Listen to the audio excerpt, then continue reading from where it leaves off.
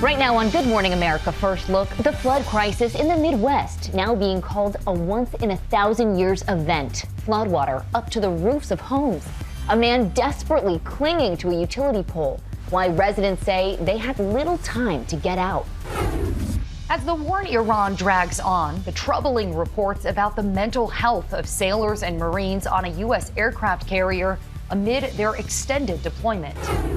It's being called one of the largest marriage fraud schemes in U.S. history. The alleged plot involving Americans and Chinese nationals, and the big money officials say was paid out.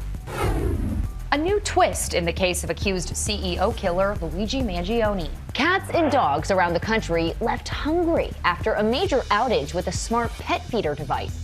We have a winner. The big news about the billion-dollar Powerball jackpot. Travis Kelce finally opens up about the big wedding in the Big Apple. And mom gets sweet revenge after her son refuses to have his picture taken on the first day of school. From ABC News, this is Good Morning America First Look. Good Thursday morning, everyone. I'm Sophie Flay. And I'm Hannah Batal. We begin with the flood disaster in the Midwest. A state of emergency has been declared in Indiana with evacuations ordered and neighborhoods underwater. Catastrophic flooding swamping parts of Indiana. Nearly a foot of rain inundating neighborhoods.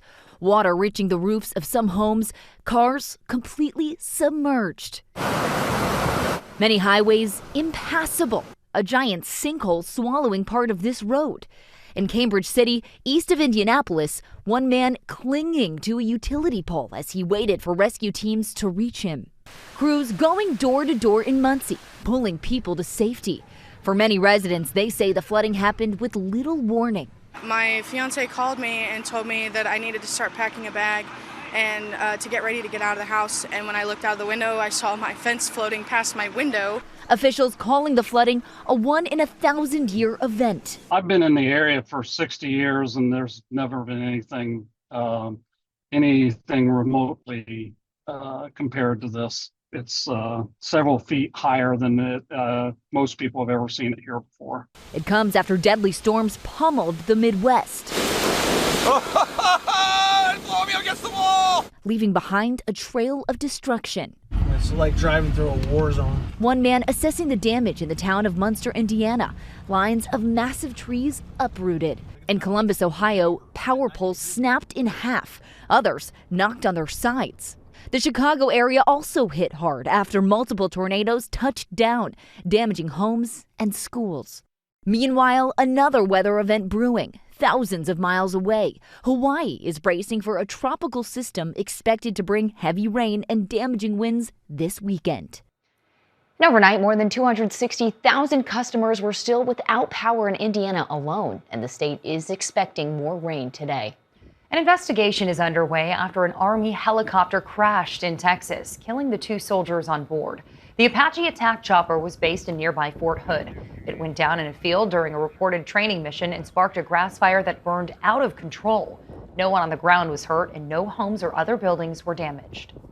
As the war in Iran drags on, there's concern about the mental health of sailors and Marines on board a U.S. aircraft carrier amid their extended deployment at sea. The Navy is now responding publicly to the concerns, including reports of sailors trying to jump overboard. ABC's Karen Hua has those details. Karen, good morning. Good morning, Sophie. There's growing concern about the mental health of service members aboard the USS Abraham Lincoln, which was originally supposed to come home back in May. The aircraft carrier and its 5,000 sailors and Marines are now 9 months into a deployment supporting the war with Iran. And at one point, they spent 250 straight days at sea, a modern record. The Navy Times and Stars and Stripes report multiple sailors have tried to jump overboard. One wife saying her husband reached a breaking point after his deployment kept getting extended. Families reportedly confronted Navy leaders at town halls last week, describing moldy showers, broken toilets, food shortages, and no soap or toothpaste. In response, the Navy told ABC News it has not identified an increase in reported suicidal ideation or suicide attempts and says counselors and chaplains are on board. It concedes the war has disrupted supply lines, but says the ship now has clean water and healthy meals. Navy leaders told families another carrier, the USS Theodore Roosevelt, could soon be sent to relieve the Lincoln. But Democrats want more answers. Arizona Senator Ruben Gallego is now calling on the Navy to allow a bipartisan congressional delegation to visit the USS Lincoln to conduct an oversight investigation into this horrible situation. Gallego saying, quote, "There is no reason to be denied access." Sophie? Karen, thank you. New details on what prompted the secret mission to protect President Trump when he flew out of Turkey last month. The Washington Post reports U.S. officials acted on Israeli intelligence when they had Trump sneak off Air Force One to a military jet by way of a catering truck. The intelligence suggested Iran was plotting to target Trump with a shoulder-fired missile. But the Post reports the CIA was skeptical of the intelligence, viewing it as low confidence. Still, a U.S. official in justifying the precautions said, quote, "The Secret Service had 3 near misses with the president, so they're not taking any chances." Sources say prosecutors are considering a plea deal in the federal murder case against accused CEO killer Luigi Mangione. Mangione is facing both federal and state charges, accused of murdering United Healthcare CEO Brian Thompson. He's pleaded not guilty in both cases. His lawyers could use a federal plea deal to bolster their argument that being charged in both federal and state court amounts to double jeopardy. But our legal analyst, Dan Abrams, says that argument is not so easy. Even if Mangione pleads guilty in federal court, New York State prosecutors aren't going to give up. They will argue that there are different state laws, different from the federal laws, that ought to allow them to move forward with the case. A hearing in the case is set for tomorrow. We turn now to nearly a dozen arrests in connection with an international marriage scheme, which U.S. officials say raked in tens of millions of dollars. This morning, 11 people are under arrest accused of running one of the largest marriage fraud schemes in U.S. history. We believe this network took in tens of millions of dollars over its decade-long operation, making it one of the largest marriage fraud prosecutions in U.S. history. Prosecutors in New York say the ring arranged hundreds of sham marriages, pairing Chinese nationals seeking green cards with American citizens willing to marry them on paper for a price. The foreign nationals paid as much as $100,000 each, and the Americans were allegedly paid $30,000 to say, "I do." According to the indictment, some of the fake weddings were held at restaurants where the couples changed into traditional Chinese wedding attire to make the ceremonies look real. The marriages even came with an unusual prenup, a clause stipulating that the husband and wife could live separate lives and have nothing to do with one another. Arranged sham wedding ceremonies, complete with officiants, wedding attire, photographers, and attendees. And once a foreign national obtained a green card, they arranged for a divorce. The investigation is ongoing. If convicted, each of those charged could face 10 years in prison. The Homeland Security Department is looking to put electric shock gloves into the hands of ICE agents as they crack down on illegal immigration. They plan to spend up to $20 million on the devices, which use a shock similar to a taser. They can incapacitate someone with just a touch. Officials call the gloves a de-escalation device, but critics claim in the wrong hands they could be dangerous or even deadly. But it appears to be arbitrary and capricious. It appears to be in violation of a number of laws, including our Constitution. The company that makes the gloves declined to comment. We are seeing more amazing images from yesterday's solar eclipse over Europe. Millions flocked to prime viewing sites from Spain to Iceland to get a first-hand look. Not surprisingly, the special glasses needed to see it unfold flew off the shelves. Spanish Olympic skateboarder Danny Leon performed a spectacular jump just as the eclipse was happening. He called it the move of his life. Time now for your Thursday weather. Good morning. After major flooding across parts of Indiana yesterday, could be some more activity, not as widespread, but could be some thunderstorms causing some localized flooding over parts of the Ohio Valley, extending into the Midwest. The other big story, scorching heat across much of the South. This is a very long-term cumulative heat wave, very dangerous. We're talking heat index values around 110 Branson to Paducah, also along coastal parts of South Carolina and Georgia. Stay cool out there. Meteorologist Jeff Smith, ABC News. Coming up, one of the most iconic franchises in pro sports is sold. But first, pets around the country are left hungry after a major problem with a smart pet feeder device. And speaking of pets, from piranhas to pythons, the latest exotic pets causing big trouble.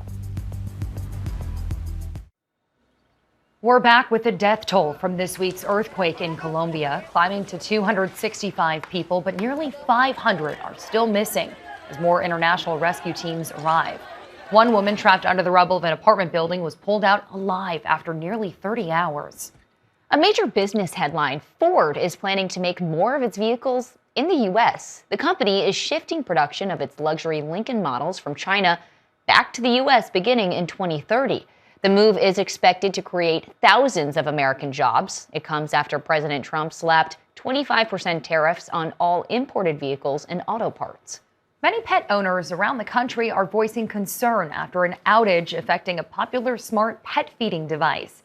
Pet Libro products were knocked offline early Tuesday, including the company's automatic pet feeders used by many people who travel. Service was finally restored last night, but many pet owners took to social media demanding answers. The company is saying it will continue reviewing the incident over the coming days to better understand the cause and identify improvements to help prevent similar disruptions in the future. An ordinary day of fishing ended with a surprise catch for a Pennsylvania boy and his dad. He caught a piranha, apparently someone's exotic pet that was discarded in that lake. How'd you know it was a piranha? Because I watch YouTube. Because he watches YouTube? Great answer. A different kind of exotic pet caused problems in neighboring New Jersey. A homeowner found an 8-foot python in his backyard, taking shelter under a shed. Animal control officials had to remove the floor of the shed just to get it out. Coming up, the food safety recall stemming from a nationwide salmonella outbreak expands. Also ahead, he wears a trash can over his head and is running for office. Polling at 20%, why he says you should take him seriously.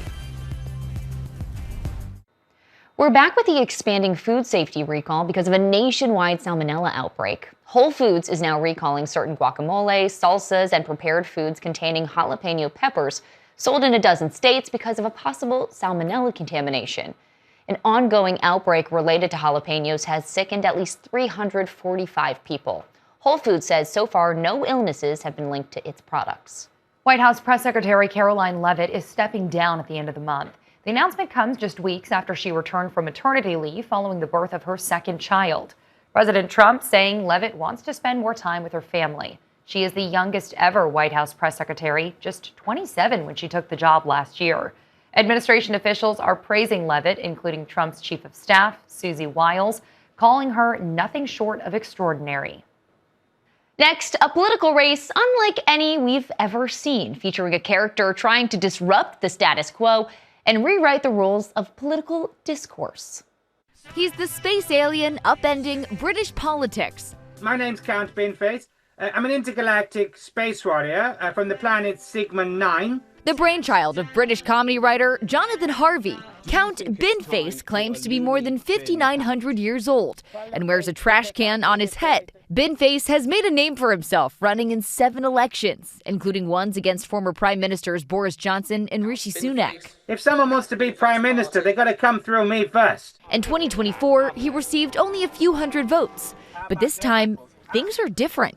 He's taking on Nigel Farage for a seat in Parliament. Farage, the politician behind Brexit and an ally of President Trump, resigned his seat last month during a parliamentary inquiry into a £5 million gift he never declared. Farage says it was a personal gift and denies any wrongdoing. Now he's running in the special election he triggered. The people of Clacton should be the judges of my actions. But Britain's major parties are boycotting the race, calling it a stunt, leaving the man in the trash can as the main challenger. And why don't we want a spirit of independence in our parliaments? You don't get more independent than me, baby. A recent poll shows Binface, who's never captured more than 1% of the vote in any election, polling at 20%. He's hoping his campaign promises will catapult him to victory. Nationalising Adele is a very simple one. I will build at least one affordable house. I will ensure that arcade grabber machines be fairer so that players actually have a chance of winning. But he says this isn't a joke. It's the point. Would you see me standing for election in China or Russia? No. And there are forces inside and outside America, inside and outside the UK, that would degrade and destroy democracy if they could. We mustn't let them. And if I can do a little bit to help, lovely jubbly. Farage is expected to win, but critics say he's already lost face. As one analyst put it, he spent the summer arguing with a trash can. Lovely jubbly. Might have to use that one. Coming up, the breaking news about the $1 billion Powerball jackpot. Plus, Travis Kelce finally opens up about his wedding to Taylor Swift.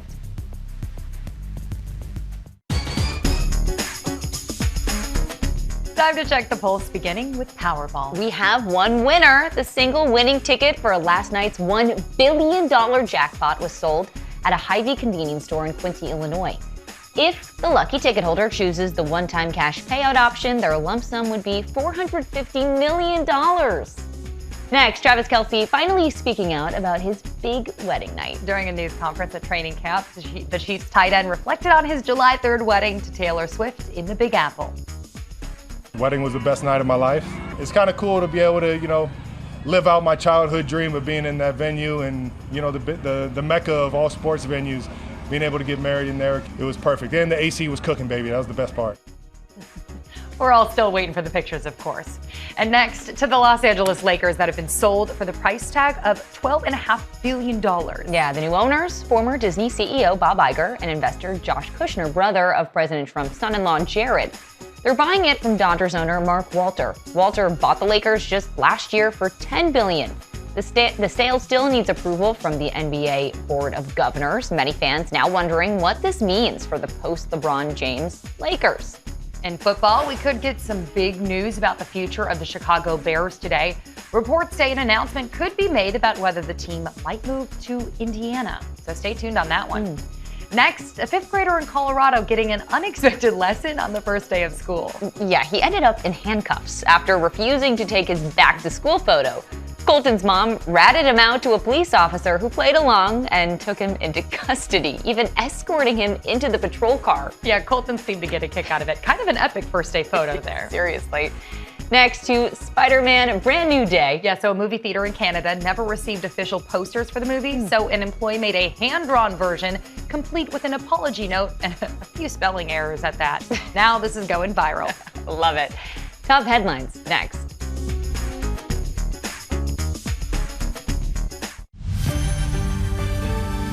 Checking more top stories, heavy rain has triggered severe flooding, forcing evacuations in central Indiana.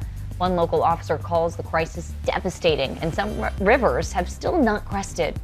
The Los Angeles County Grand Jury has formally indicted Nick Reiner for the murders of his parents, Rob and Michelle Reiner, adding a special circumstance allegation. Prosecutors say he murdered them after lying in wait, armed with a knife. Reiner has pleaded not guilty. The Trump administration is reportedly planning on spending more than $900 million on White House renovations, mostly funded by taxpayer dollars. The Washington Post says the projects include a helipad and visitor screening center. Average gas prices in the U.S. have set a new record for the month of August at just over $4 a gallon. Analysts say American drivers have never had to pay that much this time of year. Prices remain high amid concerns about Iran peace talks stalling. Today's weather, extreme heat across the south, record highs possible on the Carolina coast, more storms from the plains to the Ohio River Valley. And finally, a comfy new home for cats. Here's Danny now. Dude, what are you doing? I'm making cat beds. When there's an old TV or radio that folks are preparing to throw out, Andrew Parsons here is ready to instead transform them into what he calls nostalgic nooks. You have analog radios and really old TV sets. Yeah, they're mostly from the 1930s into the 1960s. Over the past year and a half, this New Yorker has become a full-time upcycler, driving all over the Northeast to pick up these vintage pieces of Americana that maybe once broadcasted fireside chats from FDR or an episode of I Love Lucy. You can see how the cat would be able to enter here, because this is glass. This former journalist says this idea first came to him while he was perusing Facebook Marketplace. He saw a listing for a free TV and decided he wanted to do something with it, but not like some of the overly stylized examples he had seen online. Instead, you should lean into the beauty of this mid-century modern piece of furniture. So a friend of mine texted me, and she told me she picked up some trash for me. Now it's gotten to the point where Andrew says he has about 50 to 60 old TV and radio sets just waiting for him, since each one takes about a week to construct. This one is a double-decker. And some, like this 1940s television set from Dumont, have enough room for a 2-story condo. See the framed pictures of your cats there? Really cute.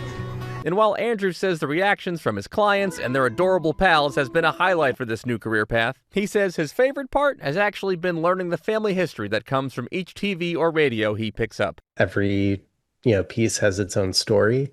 And to prevent waste and also preserve the use of these vintage items, Andrew has actually started selling some of these old TV and radio parts on eBay. Guys, in case you need a cathode ray tube. Right. That's your GMA First Look. Have a great day.